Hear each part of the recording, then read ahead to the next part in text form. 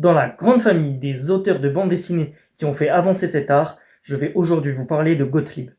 Gottlieb, c'est un auteur de bande dessinée qui a vraiment fait avancer la bande dessinée de par son humour.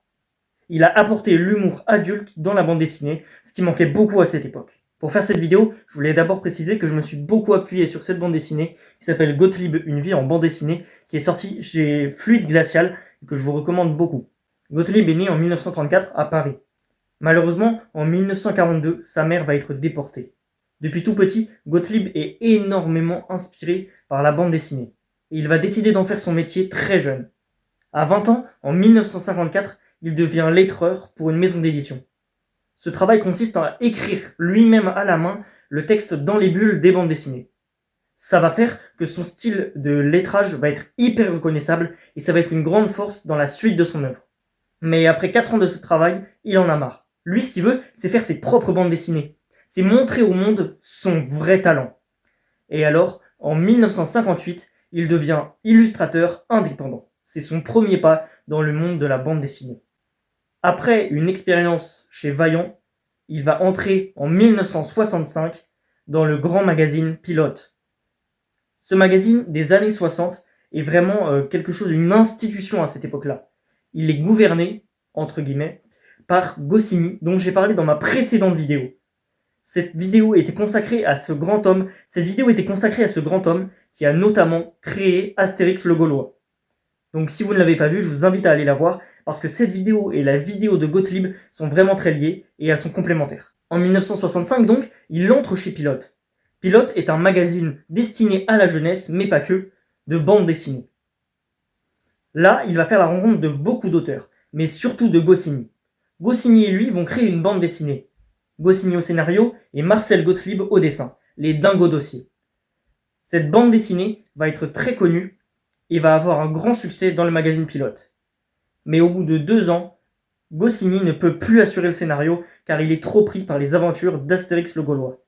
Marcel Gottlieb décide donc de montrer à tout le monde qu'il est capable aussi de faire des bandes dessinées tout seul. Il crée donc la bande dessinée La Rubrique à bras. Cette bande dessinée va être éditée au total en 5 tomes et en fait ce sont des histoires courtes hyper drôles avec un humour qui va déjà présager de la suite de son projet. En fait, ce qu'il avait vraiment envie, c'était de pousser la bande dessinée à son paroxysme, de casser les codes. Et pour ça, La Rubrique à braque va être une grande étape. Il va passer de scénarios que Goscinny lui faisait, Goscinny qui faisait des bandes dessinées plutôt destinées à la jeunesse, à quelque chose où il peut laisser libre cours à son imagination et un petit peu à sa folie. Il va commencer déjà à casser les codes. Mais ce n'en est pas assez pour Gottlieb.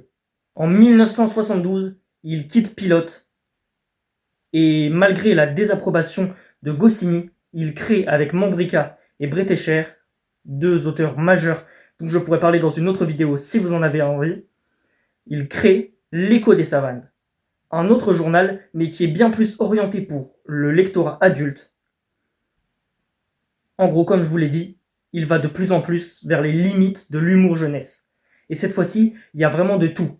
Des trucs, des blagues absurdes qui sont vraiment extrêmes, avec des fois des couvertures hyper vulgaires. C'est très mal vu à l'époque. Et Goscinny, le mentor de Gottlieb, lui, il n'est pas du tout pour ça.